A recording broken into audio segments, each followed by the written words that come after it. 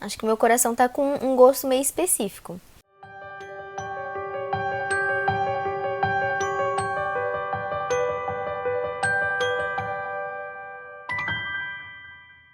E aí, mundo!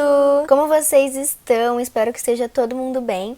No vídeo de hoje eu vim falar sobre os melhores livros que eu li no primeiro semestre de 2022. Todos os livros que eu favoritei, de janeiro até junho desse ano. Eu sempre faço assim 2 vezes, um depois do meio do ano e um depois do final do ano. Eu vou deixar a playlist aqui nos cards onde eu falo dos outros favoritos dos outros anos. E na verdade que eu vou falar assim, dos livros favoritos. Não assim uma lista de, os melhores livros que eu li e tal. São os livros que entraram no meu coração. Depois, no final, vou falar de algumas menções honrosas, que são livros que foram um dos melhores que eu li esse ano, só que acabou que eles não foram favoritados. E, na verdade, os que eu favoritei mesmo foram poucos até, foram só 6. Nos outros anos foi tipo 12, 13 por semestre, sei lá. Então aqui foi menos da metade. E a maioria ainda foi ficção científica. Acho que meu coração tá com um gosto meio específico. Enfim, antes de eu começar, os recadinhos de sempre. Não se esquece de se inscrever no canal se ainda não for inscrito, deixar o like, ativar o sininho de notificações, me acompanhar nas outras redes sociais, Instagram, Scooby e o canal de notificações do Telegram, que é por onde eu aviso de todas as promoções que estão rolando. Considere fazer parte do clube de membros do canal, por lá a gente tem leitura coletiva, tem sorteio, a gente papeia sobre tudo. A partir de R$5 você já pode participar dos grupos, é só apoiar no Catarse, o link tá aqui na descrição. Se for comprar qualquer coisa na Amazon, não esquece de usar meu link, que é assim um jeito de você me ajudar muito, sem mudar nada no valor pra você, na sua compra, vai ficar o mesmo preço lá. E antes de comprar também não esquece de conferir um Cuponomia, que é uma plataforma por onde a gente vai ver todos os cupons que tem disponíveis, assim, em mais de 2.000 lojas, inclusive Amazon, Americana, Submarino. Então você pesquisa lá o nome da loja que você vai comprar e ele vai mostrar todas as ofertas e como a gente faz pra usar cada uma. E além disso ele ainda tem um sistema de cashback, que é quando ele devolve pra gente uma porcentagem do valor que a gente gasta. Então é um ótimo jeito da gente economizar em tudo que for comprar, pagar mais barato nos livros. Tem tanto o site, tem a extensão do Google Chrome e também tem um aplicativo de celular, que é um jeito mais prático. É muito útil, eu tô sempre usando e eu vou deixar o link aqui na descrição pra caso vocês queiram saber mais.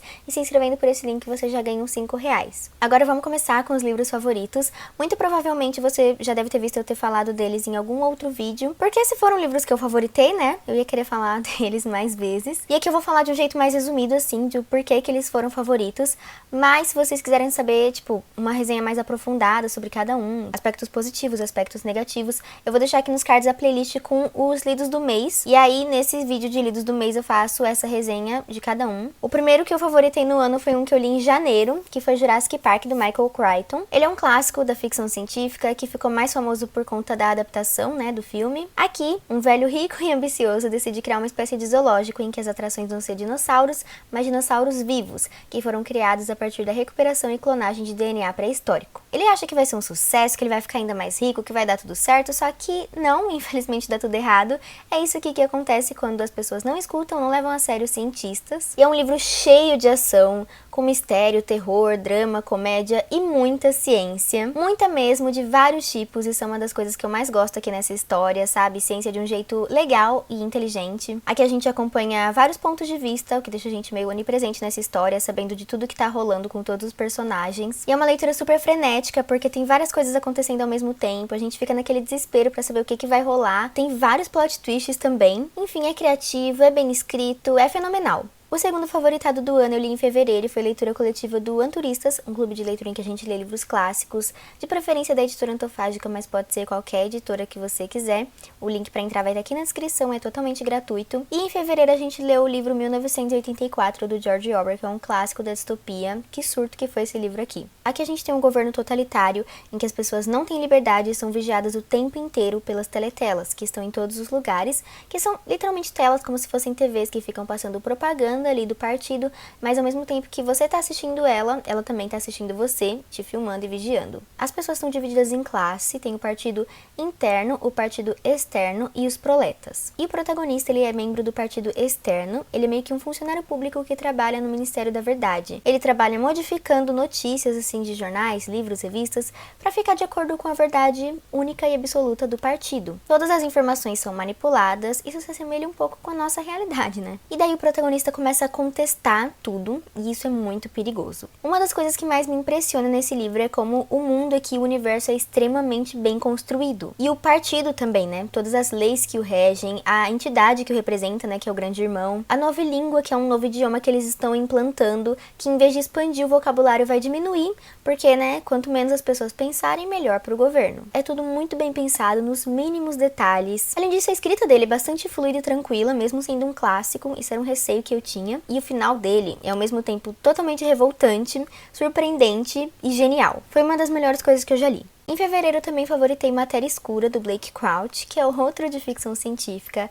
Esse aqui é com uma pegada de thriller, assim, e fala de realidades paralelas. Aqui o protagonista é um professor de física que vive ali com a família feliz dele, mas às vezes ele se pega pensando como a vida dele podia ser diferente se ele tivesse feito outras escolhas. Porque na época da faculdade ele estava se dedicando a uma pesquisa que podia ter revolucionado a física. Mas isso é só umas reflexões ali que ele tem, ele tá ali feliz na vida dele, até que tentam substituir ele na vida dele. Alguém tenta roubar a vida dele. Esse aqui é um puro cura-ressaca. Ele é muito instigante. Quando você começa a ler, não dá mais pra parar. Tem muita coisa acontecendo o tempo inteiro. São várias reviravoltas. E quando você acha que já entendeu ali, vem mais coisa na sua cara, mais coisa que você vai descobrindo. O autor consegue trazer cada vez coisas novas e cada vez coisas, assim, mais espertas, né? Que fazia sentido, a gente já devia ter até pensado naquilo. E ainda faz a gente refletir muito, que nem o protagonista, sobre como a nossa vida podia ter sido diferente. Todas as possibilidades de vida que a gente podia ter, como cada escolha pode mudar a nossa vida, o que faz a gente estar onde a gente está agora, dá uma crise existencial, isso aqui vai fazer a nossa cabeça explodir. Os Últimos Dias da Noite, do Graham Moore, foi o próximo favorito. Esse aqui, se eu não me engano, foi lido de abril. Acho que em março eu não favoritei nenhum.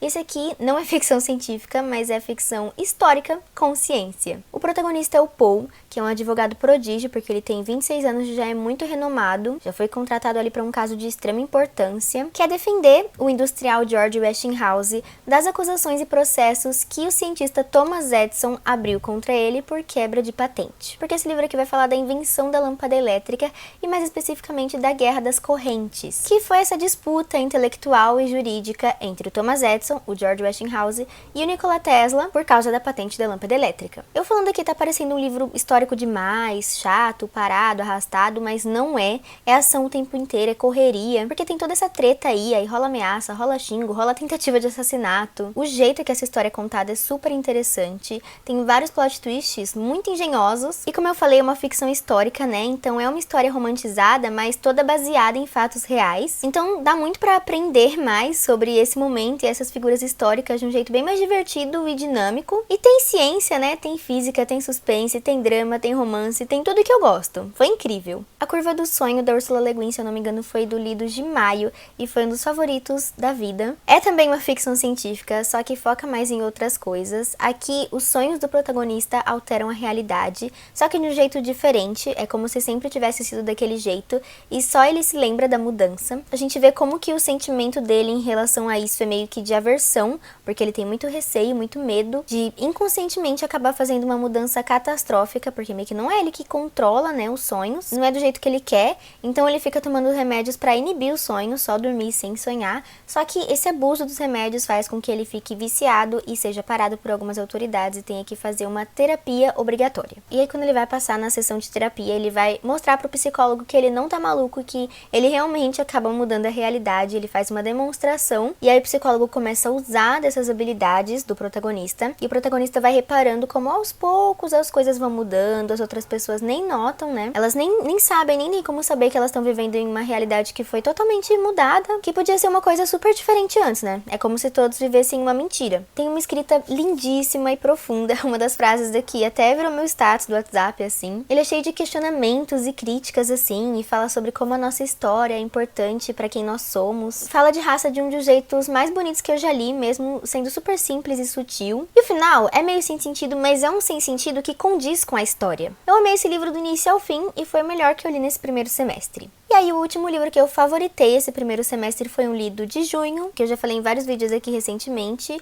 Úrsula, da Maria Firmina dos Reis, um livro clássico nacional do século XIX de romance romântico. Eu não sou lá muito chegada assim em romance romântico, mas esse aqui eu amei. É uma história trágica de um casal muito melhor do que Romeu e Julieta, na minha humilde opinião. A gente fica tão apegado a esse casal, cara, e torcendo tanto por eles, porque tudo que pode dar errado, dá errado. É puramente a lei de Murphy aqui, tudo de ruim acontece pra impedir que esse casal aqui fique junto, mas eles persistem. É uma história com muita coisa, são vários plot twists, várias camadas, também com uma das escritas mais belas que eu já li. Eu me senti muito impactada, assim, com várias descrições que tem aqui, principalmente, assim, do sol e da natureza. Fala de virtude, fala de moral, fala de memória e liberdade, e claro, de amor verdadeiro. E o final desse livro aqui foi um dos finais que mais me doeu em toda a minha vida. E além disso, esse é um livro de extrema importância histórica, porque ele é pioneiro em muitas coisas. Ele é o primeiro escrito por uma mulher no Brasil, e ainda uma mulher negra e maranhense. Um dos primeiros a falar sobre abolicionismo.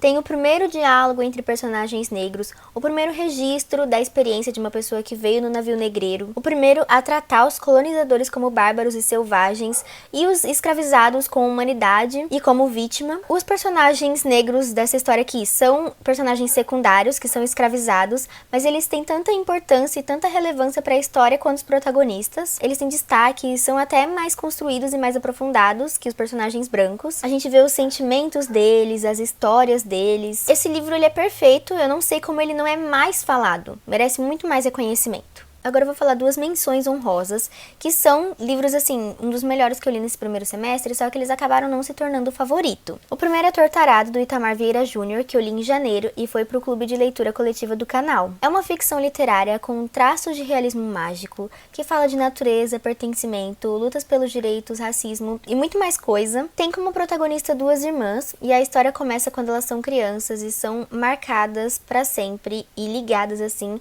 por um acidente que aconteceu. Todos os personagens aqui, eles têm essa relação muito forte com a terra e a natureza, porque eles trabalham no campo, né? Eles trabalham no meio rural, só que em condições análogas à escravidão. Então é um livro que retrata muito bem as marcas deixadas pelo passado escravista aqui no nosso país, que ainda permanecem. Ele é ambientado lá na Chapada Diamantina, no meio rural no interior da Bahia, e essa ambientação é muito bem construída, tá tanto nos cenários, nos hábitos dos personagens, na religião, nos dialetos, na escrita, que é bem poética, assim. Ele é dividido em 3 partes, cada uma de uma perspectiva diferente, e ele ser desse jeito contribui muito para nossa compreensão da história e para a experiência de leitura, porque deixa espaço para várias reviravoltas, fazendo com que a história seja cada vez mais cativante, e é um dos livros mais bem escritos que eu já li, com uma história excepcional, que aborda um tema que precisa de mais destaque. Outro livro que também foi, assim, magnífico, um dos melhores que eu li, só acabou não se tornando o favorito, foi Pachinko, da Min Jin Lee, que também foi leitura coletiva do canal de março, que é um romance histórico com romance de formação,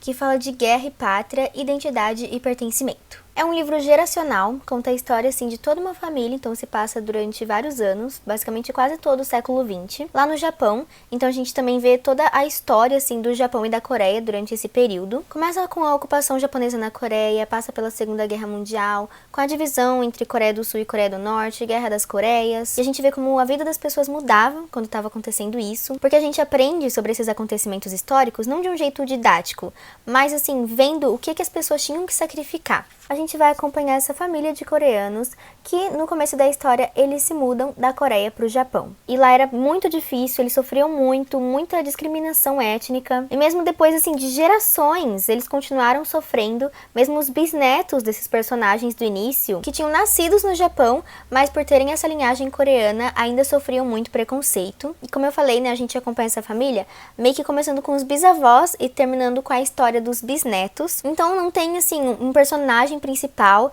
vai mudando aos poucos a geração que a gente acompanha. E mesmo tendo muitos personagens, todos eles são muito bem construídos, todos são únicos, cada um reage de um jeito à realidade deles. É uma história muito boa de acompanhar, a gente se apega aos personagens, se sente parte da família. A gente lendo aprende muito sobre hábitos, costumes, cultura ocidental, a sociedade, os valores de cada época aqui, além das guerras, né, das histórias desses países. É um livro impecável. Enfim, foi isso, gente. Esses foram os 8 melhores livros que eu li no primeiro semestre de 2022, os 6 que eu favoritei e os 2 que eu quase favoritei. Me contem aqui nos comentários se vocês já leram algum desses, quais foram os seus livros favoritos, né, desse primeiro semestre. Espero muito que vocês tenham gostado e até o próximo vídeo.